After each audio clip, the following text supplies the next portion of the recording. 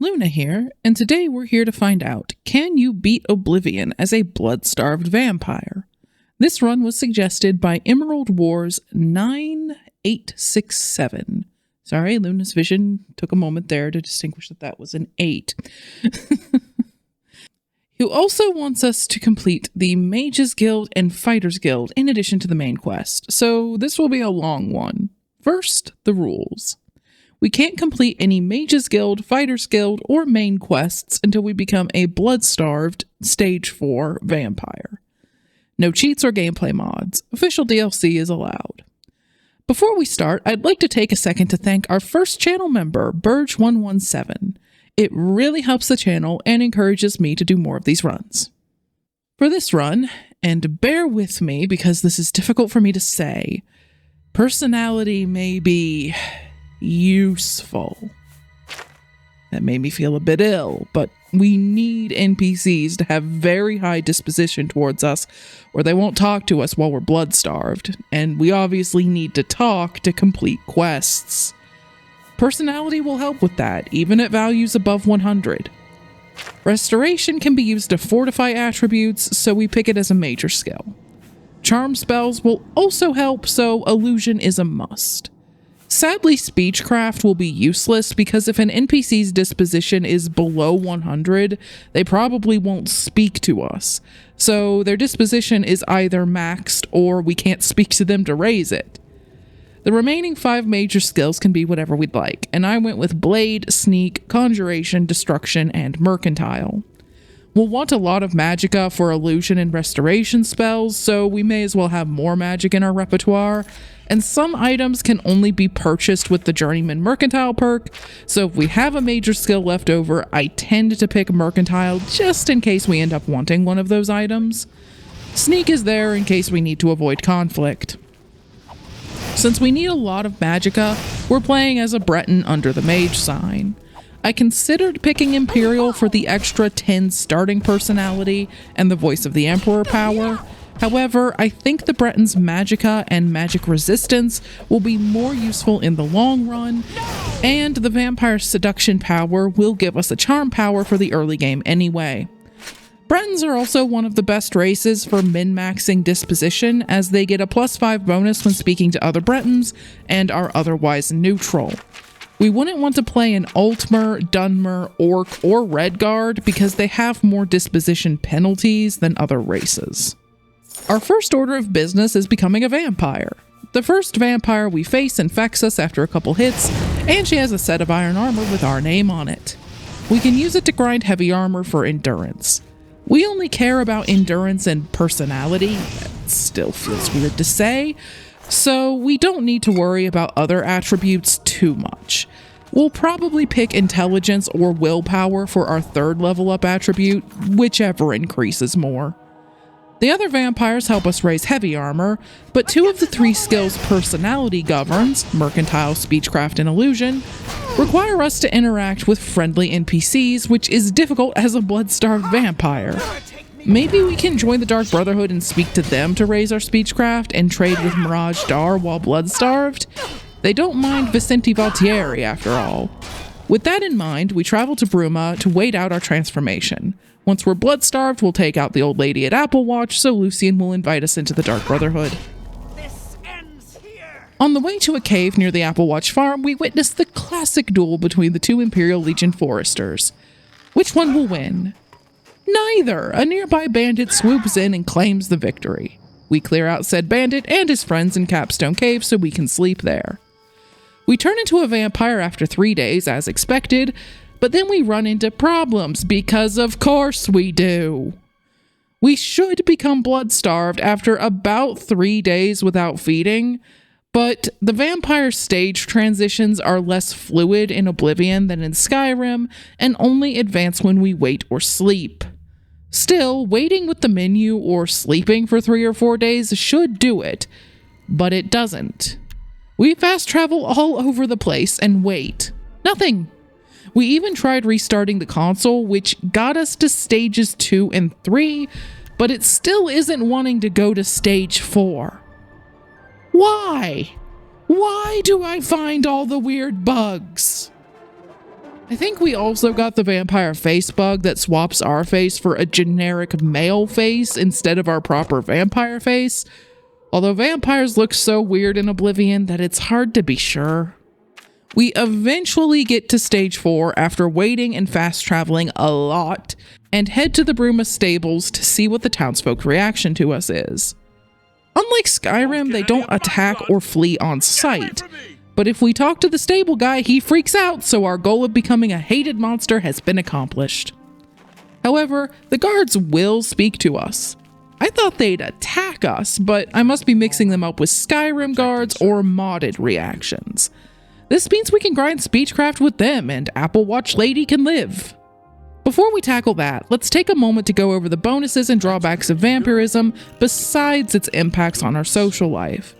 For the sake of brevity, we'll only discuss stage 4 bonuses and penalties. We have a 50% weakness to fire, although our magic resistance helps as most sources of fire damage are also spells, and take up to 16 points of sun damage per second while outside during the day. The exact amount depends on the time of day, the weather, and if we're swimming or not. Shadows and the like from buildings and whatnot, they don't help. The game is not quite that complex. We cannot fast travel while taking sun damage, and even if we fast travel at night, it's possible for us to arrive at our destination during the day. We won't take damage while we're fast traveling, so we don't have to worry about being dead on arrival, but we might be in a pickle if we're stuck in the open on a sunny day. On the plus side, we also get a 20% resistance to normal weapons, a 20-point bonus to strength, willpower, speed, athletics, acrobatics, destruction, hand-to-hand, illusion, mysticism, and sneak, and 4 powers. Hunter's Sight, a lesser power which grants Night Eye and Detect Life. Vampire Seduction, a greater power which charms a target 50 points. Reign of Terror, a greater power which silences and fears targets in a 20-foot area for 60 seconds. And Embrace of Shadows, a greater power which grants Night Eye for 90 seconds and invisibility for 180 seconds. After our first level up gets us 5 endurance and personality and 4 intelligence, we settle into a pattern of grinding. First, we let a couple rats in Capstone Cave gnaw on us until we get 10 heavy armor increases. Then we talk the Bruma guard's ears off until we get 10 speechcraft increases. And finally, we finish off the level by grinding Conjuration until the game says we're ready to level. We always get a few restoration increases while we're playing with the rats, so we won't get 5 intelligence unless we go out of our way to grind alchemy or mysticism. I don't feel it's worth the effort for 1 or 2 extra points of intelligence per level. As funny as it is to watch the townsfolk flee in terror while the guards treat us like a lonely little old lady, 60 personality might allow us to speak to other people. The Mages Guild tends to be tolerant of vampires, so we try them first. Jean Frasoric, the leader of the Bruma Mages Guild, happily speaks to us and invites us to join the guild, even though she doesn't have 100 disposition. Even after joining the guild, which gives a disposition bonus with other guild members, she only has 70. Sadly, Jean doesn't sell spells. She's fairly clueless, which may be why she let us join. But her recommendation requires us to speak to other guild members, and not all of them are cool with, or oblivious to, our vampirism. Volinaro will talk with the help of Vampire Seduction, so if we're willing to wait a day to complete steps that require us to talk, we could probably do quests at this point, but ideally everyone will overlook our vampirism with enough fame and personality. Failing that, our Vampire Seduction power will let us craft charm spells we can cast as many times as we need. However, we need to either complete the Mages Guild recommendations to access the Arcane University, or scrape together the gold to buy Mage Tallow candles for Frostcrag Spire's spellcrafting altar, assuming we can convince the lady at the Mystic Emporium to sell them to us. So far, convincing anyone outside the Mages Guild other than guards to speak to us has been a bust, even with Vampire Seduction. We haven't been able to buy repair hammers, so once our armor broke, we had to slay another vampire and take their armor. Just getting to shops is a struggle. We take sun damage from 6 AM to 8 PM, and most shops are open from 8 AM to 8 PM, so there's no time we can safely enter. The best we can do is sprint from building to building, spamming our starting restoration spell. We keep leveling, getting endurance, personality, and intelligence or willpower each time. Apparently, even vampirism doesn't make us immune to porphyric hemophilia. I'm not sure what it would do if we allowed it to sit for 3 days. Hopefully nothing, but we didn't risk it and cured it at a way shrine. We also visit the Lover's Stone for the Lover's Bower power, which allows us to fortify our luck and personality by 20 points for 2 minutes once per day. More importantly, it'll also let us craft attribute fortifying enchantments once we gain access to Enchanting. Sadly, we've made little progress on that front. Talking to anyone other than Jean and the guards either requires vampire seduction or hasn't worked even with vampire seduction. This is the first time I've ever tried to get to 100 personality. Big shock, I know, and it's a pain. Speechcraft is easy to grind until we have about 50, at which point it becomes a slog. Mercantile is always a slog, and Illusion is great and all, but thanks to the bonuses in Illusion from picking it as a major skill, specializing in magic, and being a stage 4 vampire, it has a very high starting skill level, which is great for casting spells, but it means we can't get many personality increases before it's mastered. Our next level doesn't get a perfect +5 increase to personality because I couldn't stand the idea of grinding Speechcraft further. We'll get to 100 personality with what we have left from Illusion. It'll just take an extra level or 2. We also got the gold from Mage Tallow Candles by casting Vampire Seduction on Selena Oriana, the alchemist in the Bruma Mages Guild, and selling potions to her. She also had the Beguiling Touch spell for sale, which charms 12 points for 30 seconds. It won't help much. The target will need at least 88 disposition for it to allow us to talk to them, but we can cast it as many times as we want and charm stacks, so maybe it'll help tide us over until we can finally make custom spells. We head to the arena to see if the Blade Master, Owen, cares if we're a vampire. Tell me what you're doing in my bloodworks before I lop your arms off. Turns out he doesn't. He greets everyone that way. So the arena is entirely doable as a Bloodstarved vampire. The arena questline gives a lot of fame, and fame is the main way, other than personality, to increase everyone's disposition towards us. It's also a decent way to grind the last few endurance increases we need. But we can only ask Owen to start a match between 9 AM and 9 PM. Thankfully, we can wait for a bit once he's set up a match, so if we tell him we're ready for a match, we can wait until the sun sets at 8 PM to enter the arena. If we finish our opponent quickly enough to get back to Owen before 9, we can tell him we're ready for another match and fight through the night. The only catch is that we have to finish the fight before 6 AM or the sun will burn us to a cinder. We soon get to the final normal match where we have to face 3 opponents, a mage, an archer, and a warrior, with the help of Porkchop the Boar. Porkchop can practically win the championship if he targets the archer and the mage before he goes for the warrior. The enemies always target us even if they're being gored by Porkchop, so the archer and mage will often stand still and use ranged attack until Porkchop ends them. But the warrior will chase after us, so unless we stand still, Porkchop will almost never catch up. We still haven't been able to purchase Mage Tallow Candles. I should probably at least try talking to Arlen Way again. But for the moment, we're stuck with spells that are woefully underpowered at this level, and that makes this fight much harder. We take out the mage first with Porkchop's help, which is great because their fire spells were one of the biggest threats. But the archer hurts too. The warrior's hits are more annoying than threatening, but they add up if we stand still, so we end up running laps around the arena, healing with our minor wound spell as best we can, and hitting the archer with cold touch whenever they happen to be in front of us. Porkchop got hung up chasing after the warrior for a while, but eventually switched to the archer and finished them off. After that, we tanked the warrior's hits so Porkchop could charge in and finish the match. After reporting our success to Owen, we speak to the Grey Prince. We could challenge him now, but I'd rather do his quest first, so we set out for Crowhaven to look for proof of his noble lineage.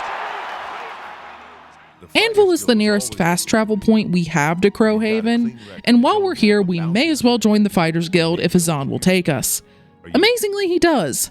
Way more NPCs ignore vampirism than I thought, and he sends us to help a local with rats in her basement.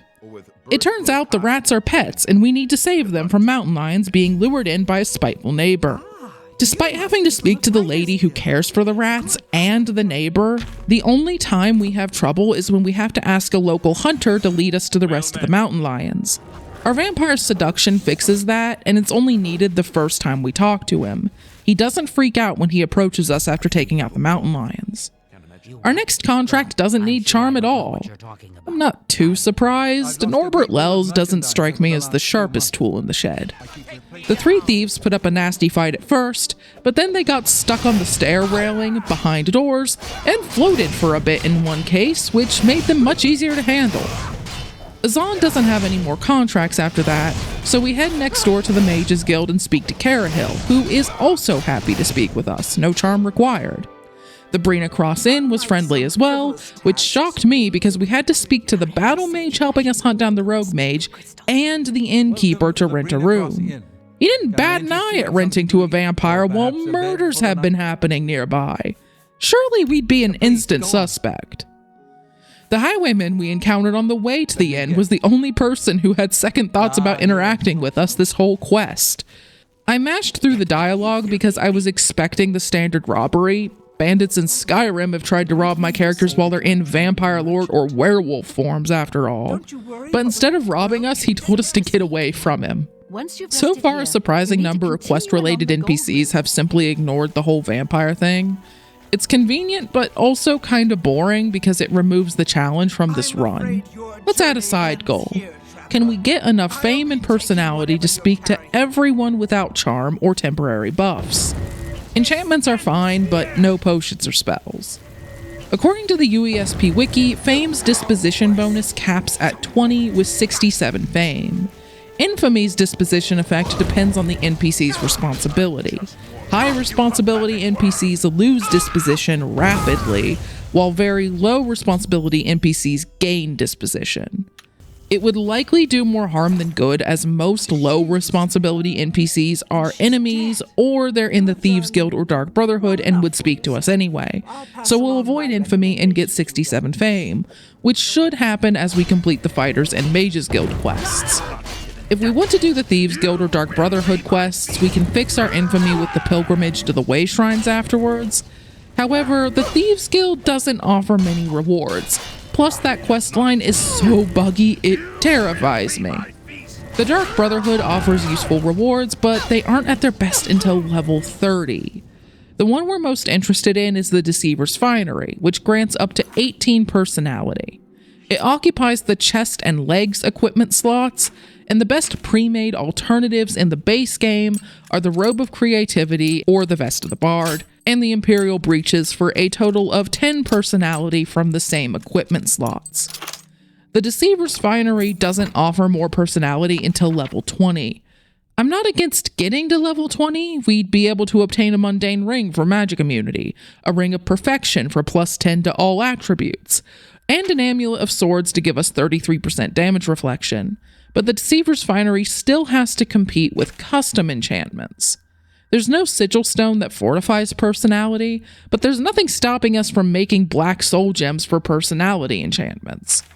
Still, soul gem enchantments tend to be underpowered in Oblivion, so we'd better test it before we go to the trouble of making and filling black soul gems. Once we do that, we'll circle back to this. In the meantime, let's head to Crowhaven and finish the job we originally came here to do. We unlock a door with the key the Grey Prince gave us and are promptly attacked by Lord Leviticus, who appears to have been driven insane from a lack of blood. Wuss. We take his journal as proof for the Grey Prince that his father was a noble and a vampire. Despite being fine with us, the Grey Prince is shattered by the news that he's the spawn of evil and begs us to challenge him for the Grand Championship. We take him up on that, and the Grey Prince's last act is to hand the Grand Championship, which he claimed he held to give the people of Cyrodiil a hero to look up to a blood-starved vampire. Oh, the delicious irony. We gained the attention of the Dark Brotherhood and a ton of fame. We now have 34 fame, over half of what we need to max out its disposition effect. Lucian will also visit in the near future. That won't give us infamy unless we eliminate Rufio. But if we want the Deceiver's Finery, we'll have an easy time joining the Brotherhood. We also get a heavy champion's raiment, which fortifies our personality by 10. It's nice, but it occupies 4 equipment slots: chest, legs, hands, and feet, that could otherwise each have an enchantment, so it won't be our final armor.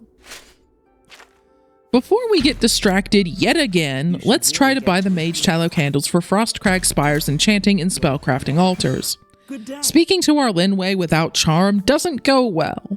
We have to use Vampire Seduction, but it's enough, and we can finally craft spells and see if custom personality enchantments are worthwhile. First, the spells. Other than the stronger elemental and healing spells, we also make several attribute and magicka fortifying spells.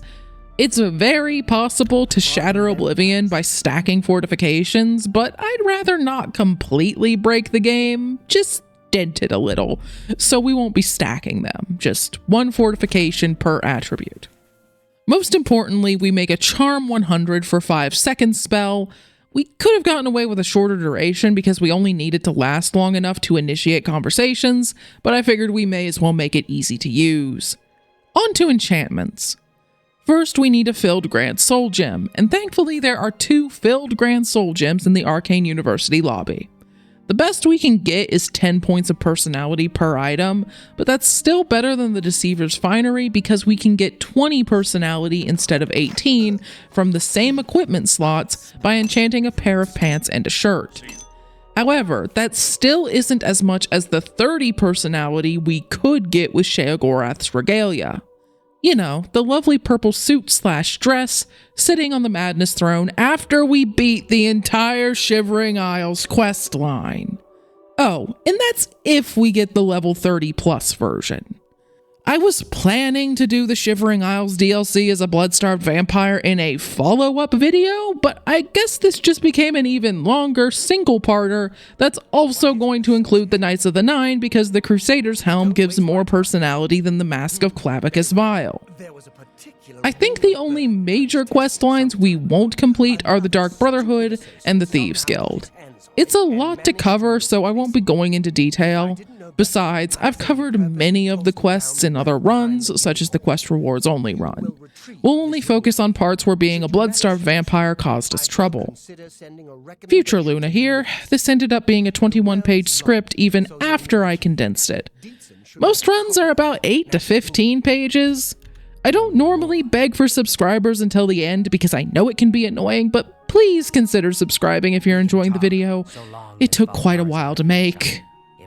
We'll finish the Mages Guild first because they make us wait around a ton, and I'd like to get them out of the way. We've already run into trouble with the Bruma recommendation, and while we could finish it with our Charm spell, I prefer to complete it by dispelling the Chameleon spell on Jaskar, and we don't have enough mysticism to do that yet. If you notice us casting Minor Life Detection as we work on other recommendations, that's why. The Anvil recommendation's already done, so let's go to Shadenhall. Valkar's a git, but no more so to us than anyone else, and Deetsan is also willing to speak to us. We get the Ring of Burden, search Valkar's room, and hand the Black Soul Gems to Deetsan as usual. The Choral recommendation starts well, with Tychius happily sending us after Arana, and Arana has no qualms about telling us about the Finger of the Mountain book, but then Tychius freaks out when we return to him with the book. We bypass it with our Charm spell, but he's the first NPC who's been inconsistent about speaking to us, and the first Guildhall leader to refuse to speak to us at any point. Skinbrat continues the trend with the Guildhall leader, Adrian, initially speaking to us, but the other guild members refusing without a Charm spell. And then Adrian refuses to speak to us once we've returned from Bleakflat's cave with Aerthor. Aerthor shows he's an ungrateful so-and-so when he joins the mob calling us a monster after we saved him from zombies. The Breville recommendation goes smoothly, with Kudai and Varen Vermori both speaking to us with no issues. We broke in and stole the mage's staff back from the guy in the Imperial City Varen sold it to, so we didn't have to deal with him.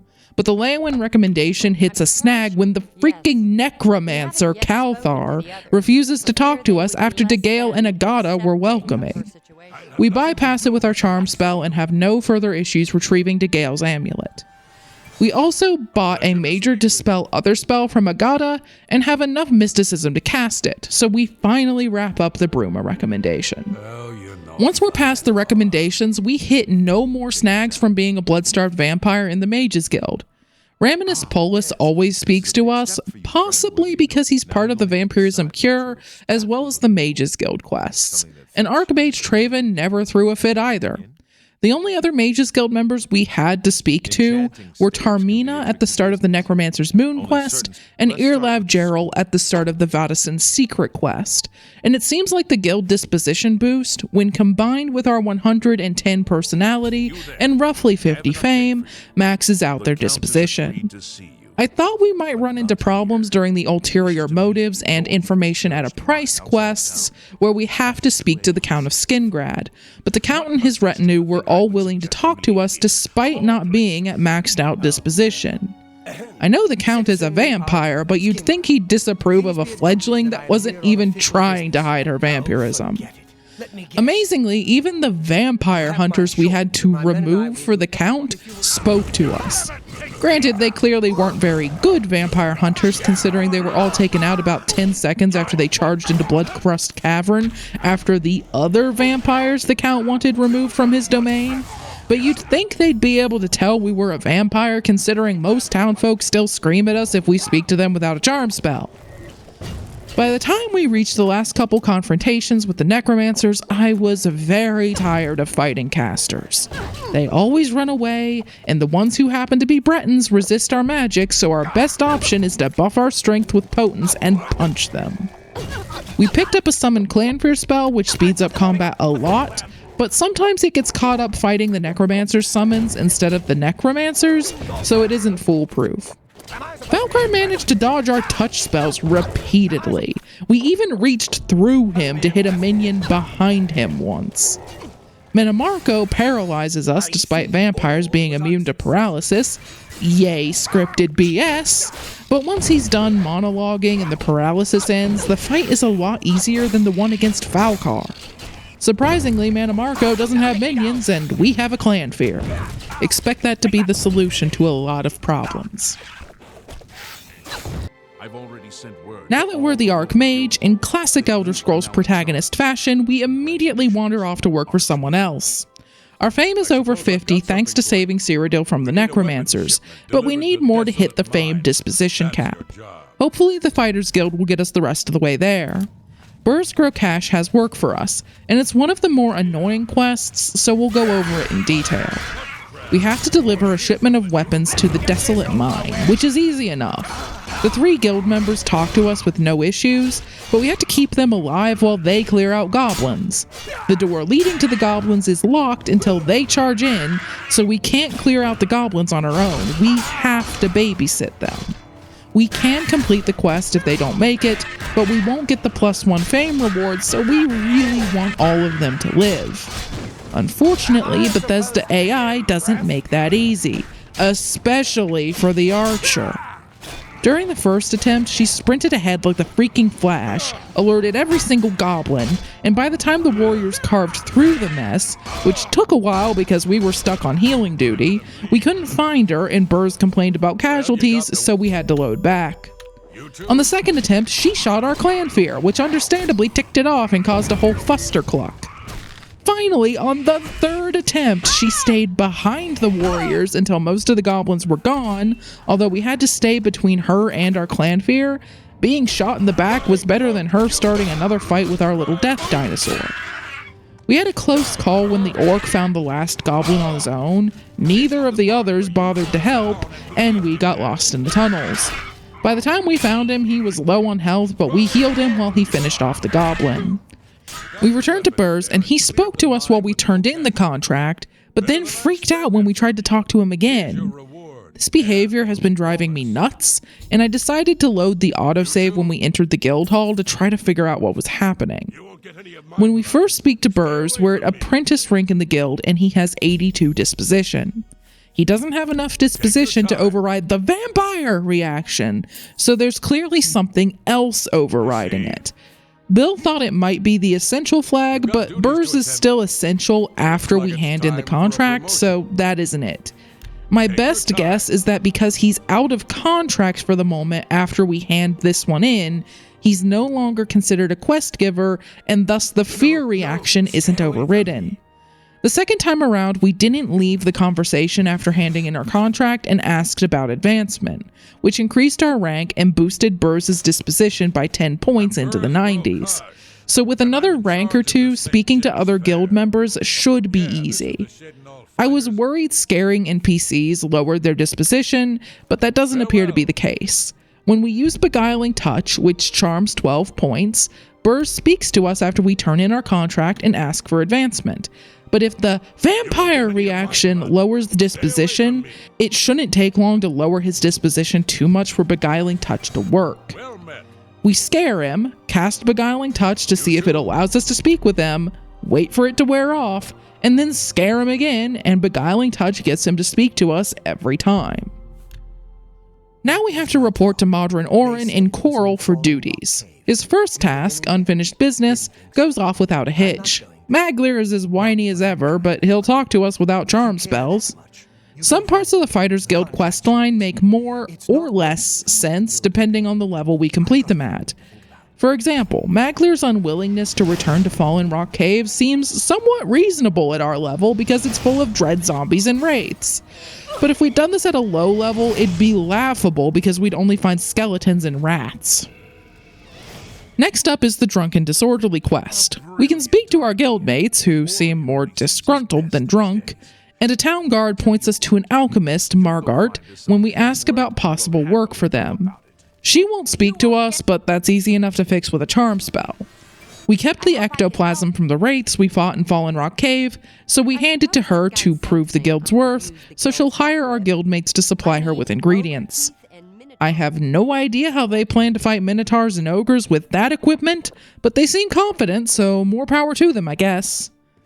We take a contract from Azan to find and eliminate a den of thieves near Anvil, and Maglir is along for the ride. Lovely. He complains that we don't have direction, but all we have to do is ask a town guard about the thieves and we're pointed to a recent victim, Newheim the Portly. He directs us to Rota Cave. This quest makes a bit less sense at higher levels. One of Maglir's chief complaints about the guild is that they don't pay enough to be worth the danger. And if you only consider the contract pay, he's honestly got a point. But there is so much loot on the thieves. We got a nearly full set of glass armor, several glass and ebony weapons, and a couple Daedric weapons. If Maglir took a couple pieces, then 1, he'd have decent gear, and 2, he'd have a dozen contracts worth of gold. If we'd done this at a lower level, the thieves would have had far less valuable gear, and Maglir's grumbling would have held up better, in my opinion. We got so much gold from selling that stuff that we were more than able to pay off the Emelian's debt instead of finding their family armor. Apparently Thorinir has no qualms about trading with us even without max disposition, and we could have bought repair hammers far earlier in the run. I suspect it's because he's tied to the unfriendly competition quest. I thought it might be due to low responsibility, but according to the UESP wiki, he has 100 responsibility despite purchasing goods from a shady supplier.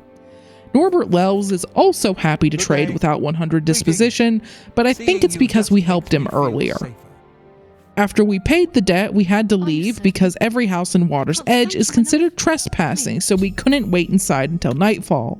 However, we were right next to the Nibbin, and swimming drastically reduces sun damage. Even during the middle of the day, it kept the damage low enough for our Journeyman Restoration spell to keep it under control, while traveling over dry land would have reduced us to ashes. Since we can't fast travel while taking sun damage, we swim along the Nibbin in Lake Lumiere and visit way shrines near the shore to get the pilgrimage for the Crusaders' relics out of the way. Next, we have to take the Guildmaster's son, Varanus, on a somewhat unofficial mission. Orin and the quest log strongly imply we have to protect him, but he's essential throughout the quest, which is a good thing because while the trolls in the cave are easy to handle, the ogres are not. They hit like a truck, and even our Clanfear has trouble against them. To our credit, Varanus was only knocked out once during the first fight against ogres. We had to retreat to an earlier section of the cave and throw Clanfears at the problem until the situation was resolved. Other than that, we kept him healed, and between him and our clan fear, we didn't have to do much, although we threw a few punches for funsies. I think the game wants us to get into the mix more because during the next quest, we found a Ring of the Iron Fist in Robber's Glen Cave while looking for Imp Gall. The rest of the cave only had imps, but there was a Minotaur Lord stuck in one of the rooms, and the chest behind him had the ring. The structure of this quest was odd. We're getting Imp Gall because Maglir defaulted on yet another contract despite this being a very safe one, and if we'd covered for him during the unfinished business quest, he would have told us the client's name. But since we didn't, we have to go back to Orin so he can tell us. Why didn't Orin tell us the client's name in the first place? I mean, fast travel exists, so it's hardly an issue. It just feels unnecessary. We even asked the mage who ordered the Imp Gall about Maglir while we were looking for him. Why didn't she tell us she wanted Imp Gall? And once we know she wants Imp Gall, she gets super snippy. Normally that's understandable, the Fighters Guild has bungled her contract, but we're the Archmage! I get this is an outlandish set of circumstances. It'd be like if your boss's boss was also your DoorDash driver and they were late getting your order. What do you do in that situation? I wish she acknowledged the awkwardness, if nothing else. Next time, on time. The Azani Blackheart quest was largely uneventful. We're more than able to handle the bandits in the Iliad ruins, and Blackheart himself was a pushover. The hardest part was surviving the morning stroll Orin insisted on taking when we failed to find Blackheart in the first ruin, and he wanted to check another one a short distance to the northeast. Could you put some pep in your step, Orin? We're on fire here. Luckily it was overcast, so we were able to survive long enough to reach the ruin Blackheart was in. The next few quests for the Fighters Guild didn't present any problems. We're a high enough rank that all the Fighters Guild members have 100 disposition, and we weren't forced to speak to other NPCs with the exception of a Breville guardsman who directed us to escaped fugitives. Then we had to escort a squishy scholar to a Daedric shrine in Brittle Rock Cave, but we cleared the cave before speaking to her so we didn't have to worry about protecting her while battling Daedroths and Storm Atronachs. Next up is the Trolls of the Forsaken Mine quest. However, trolls aren't the focus. We're being sent to find Varanus, the son of the guildmaster we were on a mission with earlier. When we get to the mine, we find rats, trolls, and a lot of dead Fighters Guild members, including Varanus. The remains of a Blackwood Company mercenary make it pretty obvious what happened, but Varanus' journal spells it out for us anyway. The Blackwood Company ambushed them. We return to Orin with the journal, and we follow his advice to lay low while he breaks the news to the Guildmaster. When we talk to Azan, or Burrs, we just happened to speak to Azan first, we're demoted because we brought back news of Varanus' death. Talk about shooting the messenger, would you rather not know what happened to him? On one hand, I get it. She's lost both her sons in a short span of time. On the other, we had nothing to do with his death. I understand why she expelled Orin. He was the one leading the mission where her oldest son died, and he sent Varanus to the Forsaken Mine, possibly without her permission considering the mission we were sent on with him was done behind her back. But we were just the poor sap who had to bring back bad news. I know this is supposed to be unfair, make the player angry, and make Valana Danton look unfit for leadership.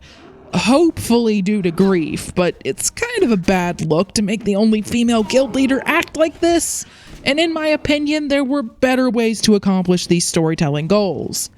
In fact, I have two ideas right off the top of my head. 1. Make us actively involved in the mission that gets Varanus removed from the census, so we're actually at fault instead of the unlucky messenger. Hell, have the Blackwood Company use hist sap to make the Fighters Guild members tear each other apart and we come too as we take out Varanus. That would be grounds for Valena to expel us along with Orin and would have been a very compelling moment. Or 2, if we're going to be demoted, at least let us earn it and have Valena do it directly instead of using Azan or Burrs as a mouthpiece. Have Valena demand to see us and Orin, and when she expels him, we mouth off to her about the stupidity of that decision and get ourselves demoted. Anyway, we complete one more contract for Azan and 2 for Burrs, which not only restores our rank, but gets us to the rank of champion, so the demotion was kinda pointless. Azan sends us after a stolen holy relic, the Stone of St. Alessia, and it turns out the bandits that stole it had it stolen from them by ogres. Fighting ogres is tough, as our gear is subpar for our level, but our clan fear carries us to victory, and we find a mundane ring that, combined with our inherent magic resistance, makes us immune to hostile magic. The priest had no issue speaking to us either. Burrs sends us to rescue Lady Rugdump from ogres, but we get through them too eventually. The 33% damage reflection from our Ring of the Iron Fist helps a lot against ogres. They do a fair bit of damage to themselves every time they hit us. Burrs' last task sends us to a village south of Shadenhall, Harlan's Watch, to investigate disappearances. We had to break into our client's house to get her to tell us about them, but she doesn't seem to mind, and we're pointed to a nearby cave with will-o'-the-wisps at the entrance. I think that explains the disappearances, but we have to check inside the cave too. We find a ton of trolls, but they aren't nearly as big as a threat as the ogres we've been up against lately. Sadly, they were a threat to the villagers the wisps lured into the cave, and once we cleared them out, we had to report the bad news to the remaining villagers. They take it surprisingly well. You believe trolls killed them? That's horrible. Good that you killed all of the trolls, though. Please take this with our gratitude. I try not to complain about the voice acting too much. We all know that joke has been done to death, and to be honest, Oblivion's voice acting is mostly fine. But this lady always cracks me up. Her neighbors were eaten by trolls, and she sounds like I do when I'm trying to pretend I'm sad some social event was cancelled. Our last few Fighters Guild quests come from Orin. Despite his expulsion, he still wants to take down the Blackwood Company. First, we need to bring back a high-ranking Blackwood Company member who's leading an expedition to Glademist Cave. His guards are decked out in glass and Daedric armor, but they don't hit that hard. Maybe if their enchantments could harm us, it'd be another story, but we're immune to magic, and that includes hostile enchantments. We take the opportunity to pick up a nearly full set of Daedric armor, though. We'll lose the 10 personality from the Grand Champion's raiment, but I'd rather have the Daedric gear for the time being. We take the Argonian back to Orin and charm him into spilling his guts, but we don't get enough out of him to satisfy Orin, so he wants us to infiltrate the Blackwood Company. The Blackwood Company doesn't question why we want to join despite knowing we're Fighters Guild, and our vampirism doesn't even make them blink. They sent us on a mission, but we had to drink hist sap first, and apparently it works on vampires because the next thing we know, we're in Water's Edge where there are a bunch of goblins running around. However, it's also daytime, so we leap into the water and swim until the hist sap causes us to black out again. We wake up in Orin's house. Apparently some Fighters Guild members found us passed out in Leyawiin, and we somehow weren't burned to a crisp, so they brought us to Orin. When we return to Water's Edge, we find the townsfolk slaughtered. This happens no matter what we do, but the game tries to make us feel bad regardless. You could argue we should regret not stopping the Blackwood Company, but that's literally impossible. If we'd attacked them, we would have blacked out immediately. And when games try to make me feel bad about unavoidable events, I often find myself annoyed more than anything else. In this case, I'm mostly confused. What could the Blackwood Company or their client possibly stand to gain? Do they really need this specific patch of swampland? Because the land itself is the only thing of value I can think of here, and their motivation is never explained, so unless I'm missing something, it seems to boil down to mwahaha evil. We clearly need to destroy the hist-mad lunatics, and Orin suggests the best way to do that would be to destroy the corrupted hist tree they have in their basement. We return to their hall, kick in the door, and set our clan fear loose on all of them. They don't put up much of a fight, not that I was expecting one after we dealt with the ones in Glademist Cave so easily. And once we've cleared them out, we enter the basement and destroy the machinery around the hist tree by jamming loose pipes in the gears. This conveniently lights the tree on fire, so our work here is done. Maglir confronts us on the way out to whine one last time, but now that the Essential Flag has abandoned him, we're free to put him out of everyone's misery.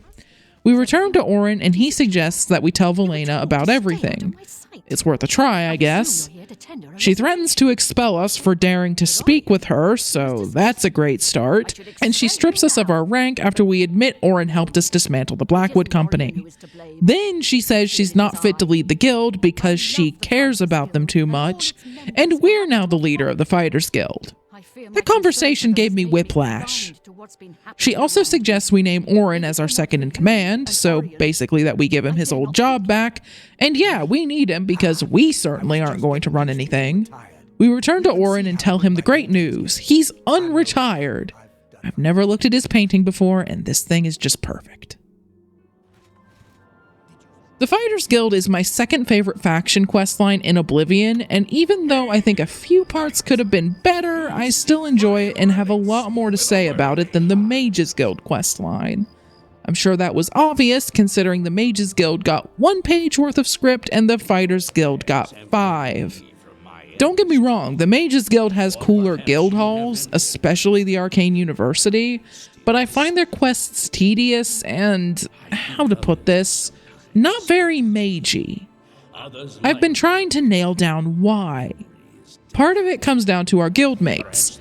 Character writing is not always Bethesda's strong suit, though there are exceptions, but the Fighters Guild has Orin, and Azan and Burz have their moments. They also tried to make Velena interesting with her grief and overcaution interfering with leadership conflict, and even though I don't think it landed well, I have to acknowledge an effort was made. Some of the Mages Guild Hall leaders are interesting, even if it's in a flawed way, like Jan or DeGale, but we only get 1 quest from each of them. Once we're at the Arcane University, we're stuck with Raminus McBlandybland and Traven. Some things other NPCs say about Traven are intriguing, but interacting with him isn't. Maybe Bethesda spread themselves too thin trying to have a guild hall with quests in every city, because in my opinion, the College of Winterhold and the Companions are both more memorable. A lot of the stuff that might help the Oblivion Mages Guildmates stand out also happens behind the scenes while we're waiting for Traven to tell us what we need to fetch next. Maybe if we saw the Council's deliberations as they fell to pieces, I'd care more about them. Or maybe it'd be like the Peace Council in Skyrim and we should thank our lucky stars it happens off-screen. Who knows? The Fighters Guild also meshes with the adventurer lifestyle. They send us out dungeon delving in exchange for gold, and that feels very natural for most characters to do, so we fit in with them. In the Mages Guild, even my most magic-focused characters felt like outsiders. Most of the other members are engaged in their own studies and rarely wander out into the wilderness. The only time it fits well, in my opinion, is during the Vodison secret quest, where we're part of an expedition to study the ruins. I'd like to see more quests like that, and maybe magic skill checks to study whatever we turned up once we're back at the university. Yes, skill checks! I've never understood why the Elder Scrolls games don't have them, and I think they'd flesh out the Mage and Thieves guilds. Imagine if we could pass a sneak check while planning a heist, or a mysticism one when studying black soul gems. The conflict between the Fighters Guild and the Blackwood Company is also smaller scale, and I think that works to their benefit.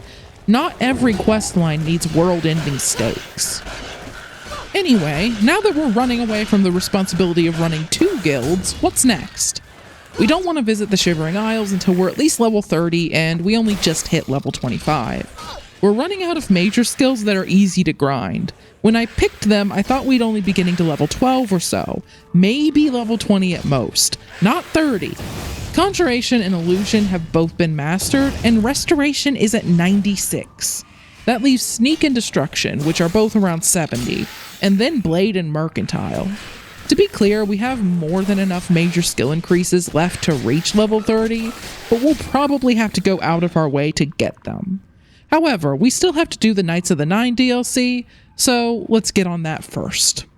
We completed our pilgrimage while we were working on the Fighters and Mages Guild quests, so the worst part is already done. I'm pretty sure Pellinal Whitestrake asked us to retrieve the Crusaders' relics to battle Umaril the Unfeathered, but I'm not certain because he walked off and we couldn't hear him.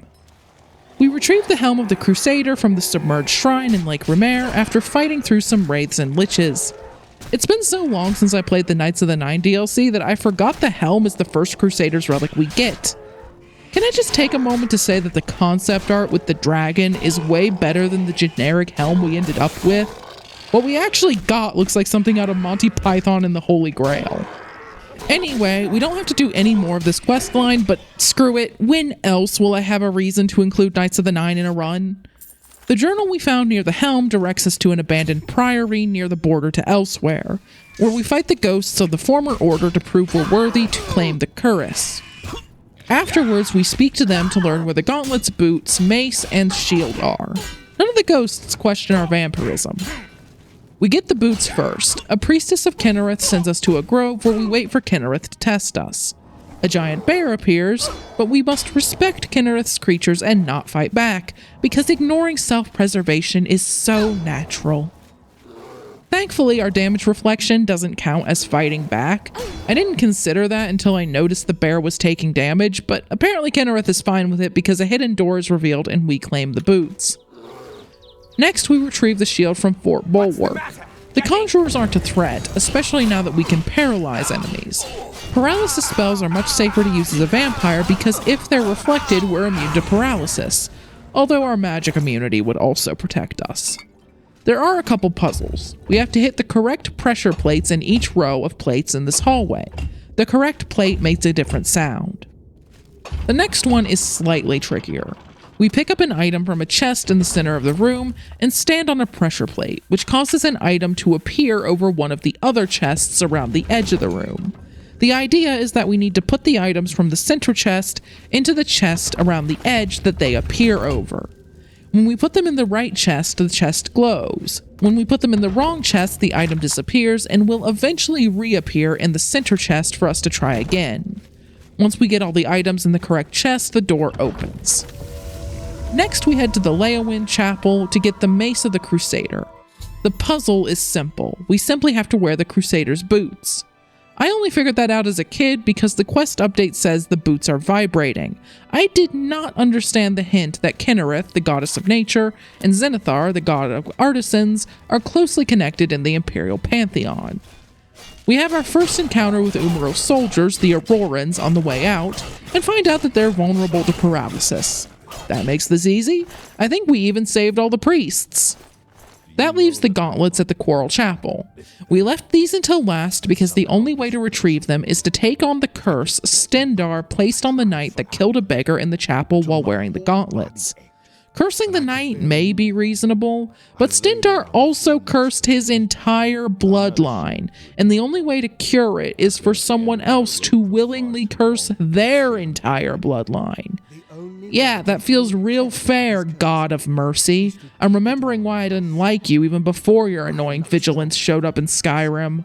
The curse will damage our stamina by 5 points per second. We regenerate 10 stamina per second while we aren't running, but we only have Apprentice Athletics skill, so we regenerate 4 stamina per second while we are running. That means we're playing by something closer to Morrowind stamina rules until this is fixed, losing stamina whenever we run in addition to the cost of jumping or attacking. Once we have the gauntlets, we return to the Priory to see if anyone has figured out where the greaves and sword are, and someone has. The squire of Sir Roderick, a knight we met on the road a while back, has come to the Priory with the greaves, and he knows the location of the sword, under Paul Cave. Sir Roderick fell to the wraith of the knight that left the order with the greaves and sword, Sir Beric, who is now wielding the corrupted sword in death. Under Paul Cave is quite large, but we only have to explore a small portion of it to get to Sir Beric. Our constantly low stamina slows things down a bit, but we still have our destruction spells and our clan fear. I'm not sure how Sir Roderick lost, considering he was in a full set of Daedric armor, and even his squire seems to be handling things just fine, but moving on. We take the sword to the Chapel of Arche to remove its curse and find more Aurorans. They've already taken out the priests, so sadly all we can do is clean up the mess. When we return to the Priory, we find the prophet who was, until recently, shouting outside the Chapel of Dibella in Anvil. He congratulates us for finding all the relics, but says that it's still incomplete. The blessing of Talos he gives us will not only allow us to destroy Umaro's soul, it also removes the curse that we had to take from Stendarr. I choose to believe Talos also thought that curse was BS, and I wonder if this caused some sort of divine tiff. But regardless, we're ready to face Umaril. We charge into the ruins alongside several characters who've joined the Knights of the Nine. We met some of them during our quests for the relics, like the priests of Kennereth and Stendar and Roderick's Squire, but others just kinda showed up. One of them freaked out about our vampirism. Seriously, how can anyone even tell with this helm on? But he still put on the knight's uniform and came along, so I guess he wasn't too bothered by it. We fight our way through the Aurorans in the first room, but when we reach the second room, they keep getting back up. By the time I realized we were supposed to run past them to get to the weird blue orb, most of the knights with us had been slain. Whoops.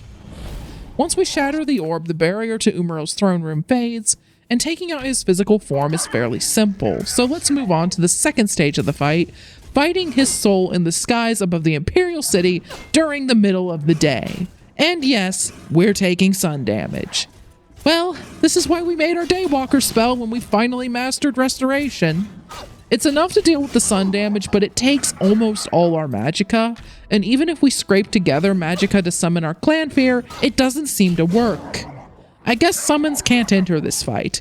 Either that, or a Clanfear is currently plummeting down to the Imperial City streets. We almost have to break out our potions, but we manage to take out Umaril with our melee attacks while fending off the sun's fiery gaze. For a moment, it looks like the gods are going to impale us on the White Gold Tower as a divine prank, but we black out and come to in the Priory Undercroft, having saved the world again. Apparently, the surviving knights, I didn't think there were any, thought we were dead.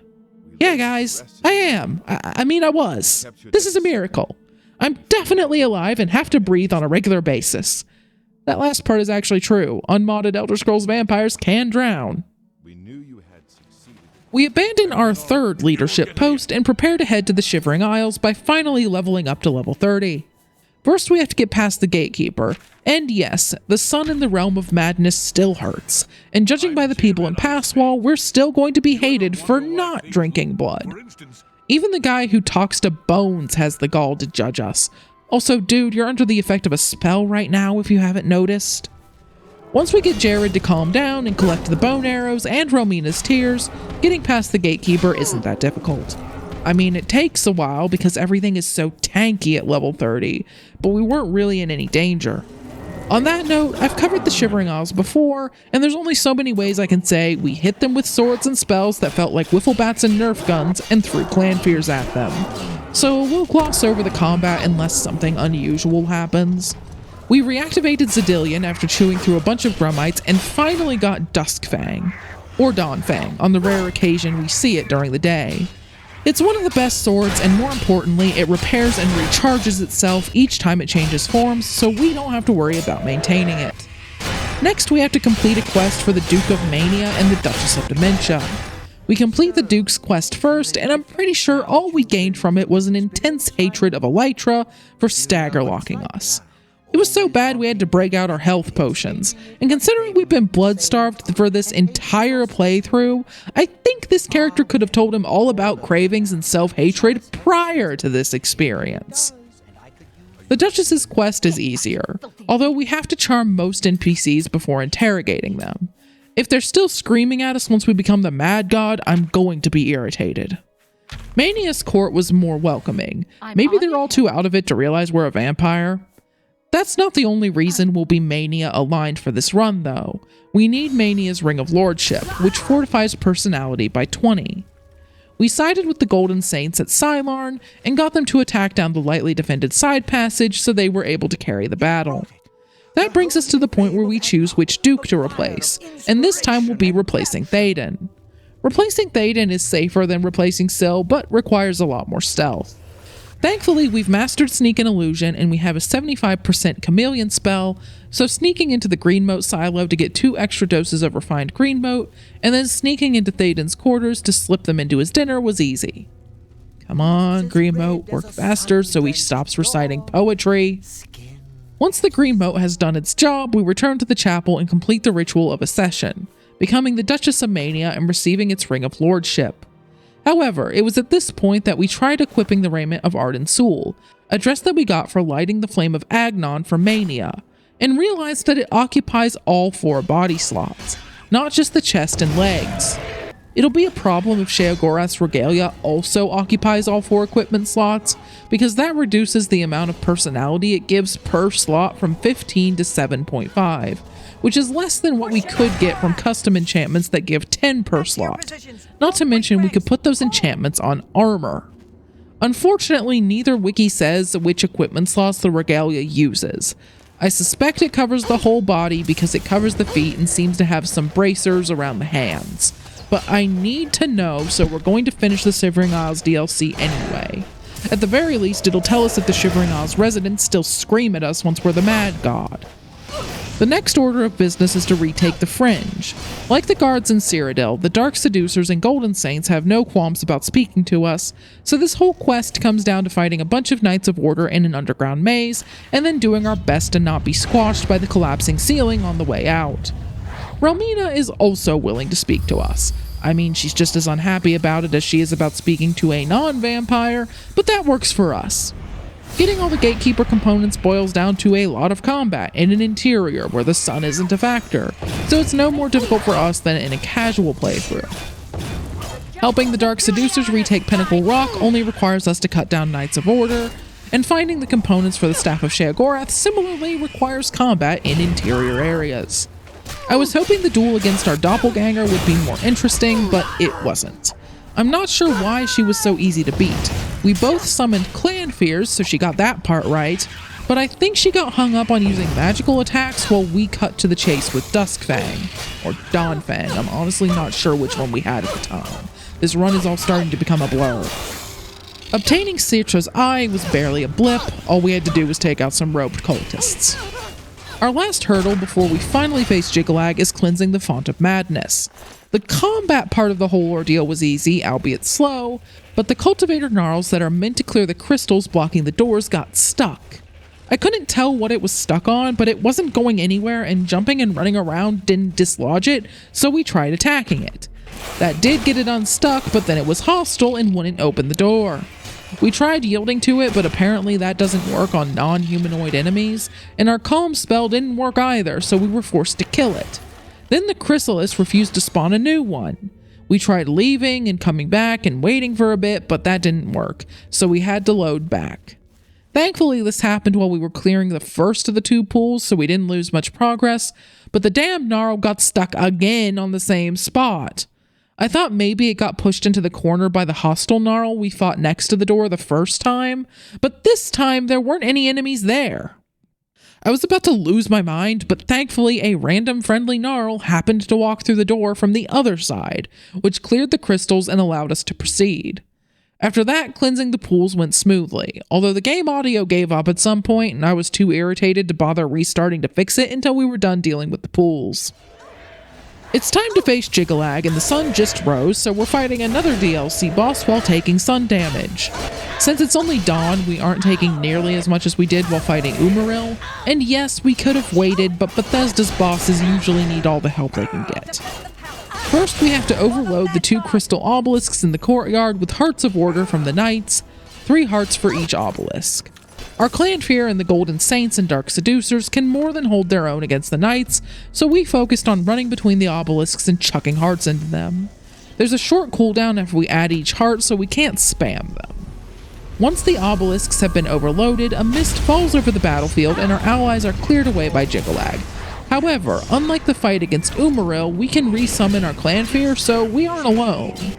I was really hoping Jiggalag would put up a fight, but he did so little damage I think the morning light was a bigger danger. His post-battle speech took longer than the fight did. Oh well. With him out of the way, we're free to claim Sheogorath's regalia, a beautiful purple dress that sadly takes 4 equipment slots. Why did Bethesda go this route with all the Shivering Isles outfits? They're some of my favorite ones aesthetically, but only having 1 enchantment for 4 equipment slots sucks. My favorite dress in the entire game being stuck with a personality and luck enchantment also feels like a cosmic joke. Do our new subjects accept us? Nope. They still scream at us unless we use our 100-point charm spell. What the hell, Bethesda? We're supposedly their god. You'd think that'd override any non-combat greeting from friendly and neutral NPCs in the Isles, or at the very least provide a disposition bonus like with other members of guilds we lead. But apparently Bethesda can't find their backsides with both hands, so here we are, being reviled by our own worshippers. We also have 175 personality, and after digging through the wikis for the base game, Knights of the Nine, Shivering Isles, Mehrunes Razor, and the 4 player home DLCs, I think the only pre-made personality fortifying gear that would provide more personality for the same gear slots is a Ring of Perfection. And yes, we're going to get one by grinding the last 4 mercantile increases we need to buy magic rings from Errol's Mysteries, and try talking to random townsfolk in both the Isles and Cyrodiil to see if that's enough to talk to people without charm spells. I seriously doubt it'll be enough to speak to the Isles residents, but I have some hope for Cyrodiil because I think our 20-point fame disposition bonus might not be helping us in the Isles. The wiki only says we can't gain fame or infamy while in the Isles, but on the rare occasion we've been able to speak to non-golden saints and dark seducers whose disposition is hidden because we can't open the speechcraft minigame with them, it's seemed like the residents of the Isles like us a lot less than the people of Cyrodiil. If the bonus from our fame doesn't work on them, that would easily explain it. Either that or they have really high personality for some reason. I doubt that's the case, but it would lower their disposition because personality's effect on disposition is determined by the target's personality when compared to ours. This is also the point that I found the formula for how personality affects disposition. For every 4 points of personality we have beyond the target's personality, we get 1 disposition. 1! Even if the target has 0 personality, our 175 personality boosts their disposition by a glorious 43. No wonder it felt more worthwhile in Morrowind, where every 2 points of personality grants a point of disposition instead of every 4, so it has double the effect on disposition that it does in Oblivion. I want to give personality every possible chance to work, so can we raise it further? I know of 4 ways to increase base attributes above 100 without console commands or mods. The first is Vampirism. Because Vampirism's attribute bonuses are abilities, they're considered a base attribute increase, not a fortification. For the most part, this distinction doesn't matter, but it does prevent us from raising the attributes it affects, speed, strength, and willpower, if our actual base value plus the Vampirism bonus equals or exceeds 100. In our case, this has only affected willpower, as we haven't hit 100 strength or speed even with the bonus, but if we'd gotten 100 in those attributes and then become a vampire, we could have had up to 120 in them depending on our vampirism stage. However, vampirism doesn't affect personality. The second method is the Augma Infinium, which can raise a pair of attributes up to 110 if they're already 100 when we read it, but none of the attribute pairs we can choose include personality. The third method is the Feldew addiction. In order to prevent the player from dispelling the attribute damage caused by Feldew withdrawal, the damage is implemented as an ability, and like the bonuses from Vampirism, this means it affects whether the attribute can be raised by leveling. At its worst, Feldew lowers endurance, speed, and willpower by 10 points, and agility, intelligence, luck, and strength by 15 points. It has no effect on personality. The last method can raise personality. The tombs in the Knights of the Nine Priory each grant a +5 base increase to an attribute, so we'll pick up the personality one soon. We craft the Madness Armor and head back to Cyrodiil to fill the Black Soul Gems we made during the Necromancer's Moon quest. We use them to enchant an amulet, shield, gauntlets, cuirass, boots, and greaves with 10 personality fortification each. Without enchantments, we have 105 personality. With pre-made enchanted items only, we have 190, and with our custom enchantments, we have 220. I can't think of any way to increase it further without mods, cheats, or temporary buffs like spells and potions, and I see no difference between those and other temporary spells like Charm. I know our pursuit of personality has been pointless. Once we convinced our Linway to sell us mage tallow candles, we could craft the 100-point charm spell that rendered personality redundant. Vampire Seduction wasn't enough to get her to sell us the candles at level 1, but by the time we'd completed the arena and gotten our personality to about 90, it worked. I'm not certain we needed to put that much effort in either. An annoying aspect of the vampire reaction is that it ends the conversation and we can't see the target's disposition because Bethesda, in their infinite wisdom, did away with the perfectly good disposition meter from Morrowind and hid disposition in the Speechcraft minigame, so if we can't open the minigame, we can't see their disposition. While I know we couldn't talk to our Linway at first, I don't know if we needed one more disposition or 50. The Breville Mages Guild recommendation also didn't require charm, so maybe we could have completed it earlier and used its charm scrolls and the captivate spell it rewarded us with to talk to our Linway. Alternatively, we could have played it Imperial. The 30 additional charm from Voice of the Emperor, combined with Vampire Seduction, would have probably allowed us to talk to her out the gate. But I doubt it would have been worth giving up our extra magicka and magic resistance unless we were hellbent on completing the run as fast as possible. So why didn't I drop personality as soon as we accessed spellcrafting? Because I truly wanted personality to be useful for once, even if we had to bend over backwards to find it the dubious niche of reducing blood-starved vampires' reliance on charm spells, and it still failed!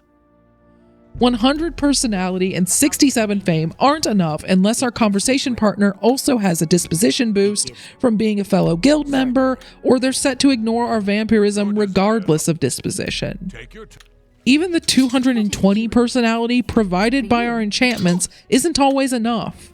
From my limited testing, most townsfolk in Cyrodiil will talk to us with our enchantments up, but not all of them.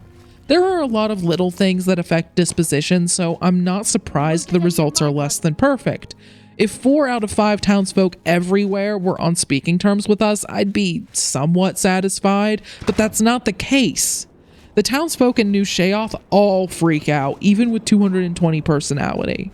The court members and smiths will speak to us, but most of them were willing to talk no matter their disposition. Even the weaker charm spells aren't enough to bridge the gap. We need our custom charm spell or vampire seduction. I tried so hard to find a use for personality, but I think I only proved it's well and truly useless. At most, it helped us speak to our Linway so we could get our custom charm spell, and we might have been able to do that with fame, or by doing the Mages Guild recommendations. We didn't need the Crusader's Helm, Lordship Ring, or Sheogorath's Regalia, meaning we didn't have to complete the Knights of the Nine or the Shivering Isles. I don't. We're going to go complete the main quest and finish the run now. We give the Amulet of Kings to Joffrey and head to Kvatch to close the Oblivion Gate and rescue Martin.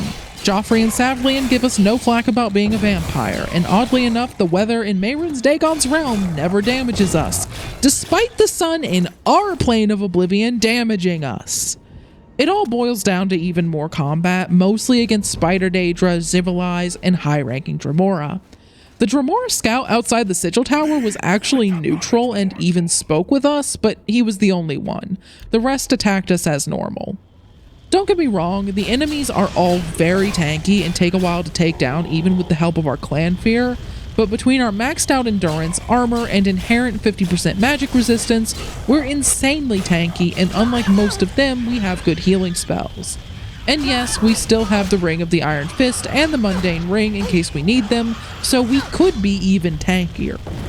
I admit our damage output isn't the best. Without magicka fortifications, there's a limit to the strength of the spells we can throw around, so we're mostly relying on our summons and Dawn/Duskfang. We eventually carve our way to the top of the tower and took the Sigil Stone to close the gate. Savlian and his guards are as useless as personality by this level, so we lost all the guards getting through the plaza and Savlian spent most of the battle knocked out. Martin has no issue speaking to us, but at this point very few NPCs in Cyrodiil scream at us, so it's hard to say if he would have normally spoken with us. I think he would have, though, for a couple reasons. One, many quest-critical NPCs are always willing to talk. Not all of them, but a lot of them. 2. I doubt Bethesda paid Sean Bean to record a blood-starved vampire reaction. We take him back to Wayne and Priory, where Joffrey has managed to lose the Amulet of Kings in less than 24 hours after we kept it safe for almost 6 months, and then escort Joffrey and Martin to Cloud Ruler Temple. So far, I think all of this could have been done much earlier in the run with no trouble, provided Joffrey and Savlian were willing to speak to us, but I'm not so sure about the next few steps in the main quest where we have to find the culty books. Boris probably would have been willing to talk to us regardless. Tarmina might have been okay since we had to become the Archmage as part of the run, and the guild disposition bonus plus our fame would probably max out her disposition regardless of our personality. However, the owner of the first edition bookstore, Fentius, won't speak to us without a charm spell even with 220 personality and maximum fame disposition. Granted, he must be close to maxed out disposition because our weaker 12-point charm spell was enough to get him talking, but still, charm was required. As we found out during the always sneaking run, we have to speak to Fentius for Gwyneth to show up and progress the main quest, even if we steal the 3rd volume of the culty books. So personality couldn't even get us through the main quest after we collected all the possible bonuses to it. Gwyneth speaks to us without charm for what it's worth. I wish it was possible to call him out when he claims to have partaken in the Festival of the Mad, because I get the feeling he hasn't done even half the stuff he claims, and would love to go full Malkavian on him and leave him a gibbering lunatic. Anyway, we follow Boris through the sewers and help him deal with the goblin warlords that are apparently holding a war council down there, and he surprisingly survives the fight against Raven. I suspect it was because we took down Raven before the 2 minions made it to the battle, and then we pinned one of the minions down after they fell off the walkway, so Boris only had to fend off one of them. Afterwards, we visit the tomb the Mythic Dawn carved a map to their base on. This step would have been very difficult for us at low levels because we have to visit the tomb when the map is glowing at noon. We can't just read the carvings when they aren't glowing but still clearly visible. Wouldn't it have made more sense for the map to glow at dawn? That still would have hurt, but would have been far easier to deal with than getting to the tomb at noon. We have no trouble because we have a ton of health and a healing spell that fully counters the worst sun damage we can receive for a short time, and we have enough magicka to keep it up almost forever without consumables. The raid on the Mythic Dawn Shrine is laughably easy. We use our Chameleon spell to take out the congregation listening to Mankar Cameron. Mankar portals away as soon as we take out the first acolyte, but the other Mythic Dawn members don't react to their comrades dropping dead until we finally hit one that survives our sneak attack. We grab the cultiest book and return to Martin. Eliminating the spies might have been difficult before we could counter sun damage because they like to hang out near a runestone between Bruma and Cloud Ruler Temple at dawn and dusk. Even with our healing, finding them is still a bit more annoying than normal because we can't wait at the runestone using the menu while taking sun damage. Thankfully, we find the first spy, Yerl, at the runestone when we arrive, and use her key to find the Mythic Dawn's plans. We found the second spy as we returned to the runestone, so thankfully we didn't have to wait around in real time for her to show up. After we're done with the spies, we have to find a Daedric artifact for Martin. At this point, I think we could just donate some of our own blood, but I guess we haven't fully become the Prince of Madness yet. Unfortunately, the staff and regalia of Sheogorath won't work either, so we head to the shrine to fetch the Wabbajack from Haskell. Come on, Haskell, talk faster, we're literally on fire. And yes, the worshippers here will speak to us with no issues, even though most citizens of our own realm will not.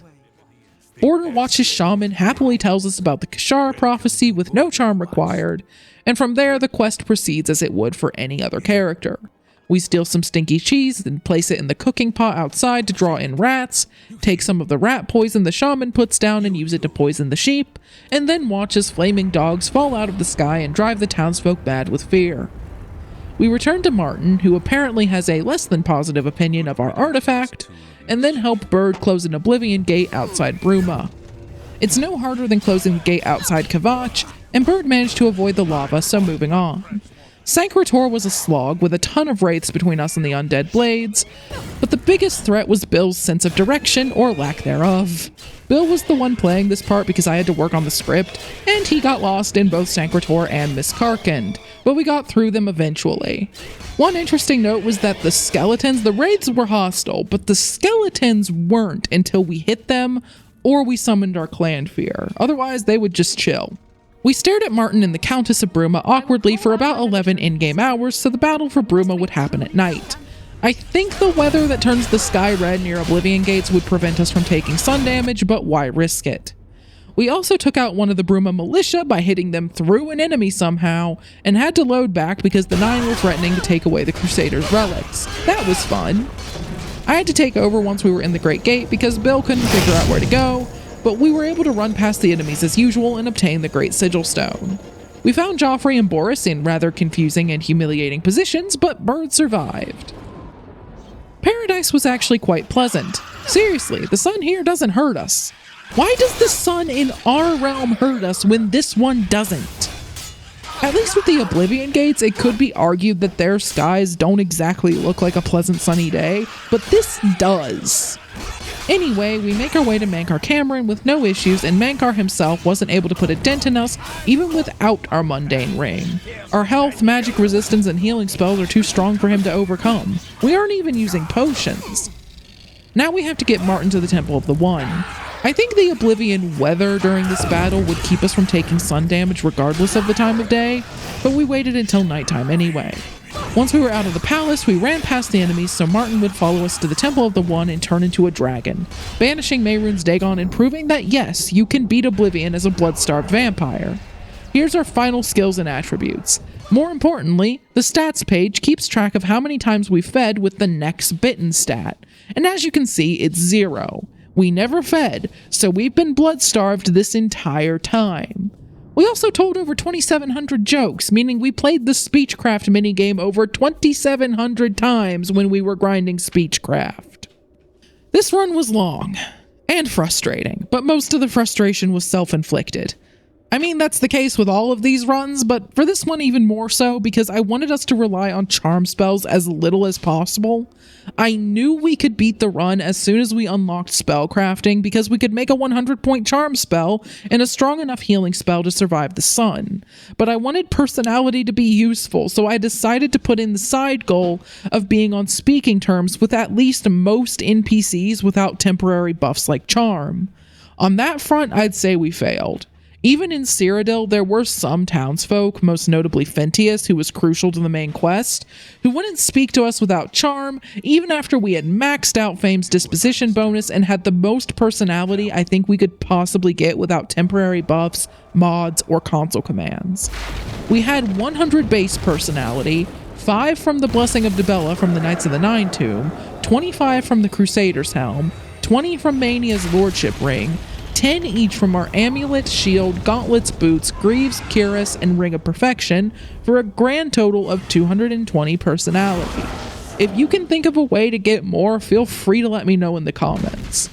We know 12 points of charm was enough to speak to Fentius, but personality contributes so little to disposition that we may have needed anywhere from 1 more personality to 48 more to talk to him without charm, depending on how much charm was needed. We'd have needed even more to speak to most Shivering Isles residents because we weren't able to speak to them without vampire seduction, but at least the main run was a success. I hope you all enjoyed it. If you did, then please consider subscribing and liking the video. It really helps the channel. I also have a Blue Sky you can follow to be notified when I release challenge runs and Let's Plays and put up polls. The next run will be Fire Emblem 3 Houses with only Gambits, and then after that it'll either be Dragon Age Origins as a solo rogue, or Witcher 2 Assassins of Kings with bombs only. They'll both happen at some point, but I'll put up a poll on the YouTube community tab when this video goes up, so if you're interested in choosing which one happens first, you can cast your vote there. And regardless of all that, thank you for watching to the very end of the video. I'll see you all next time.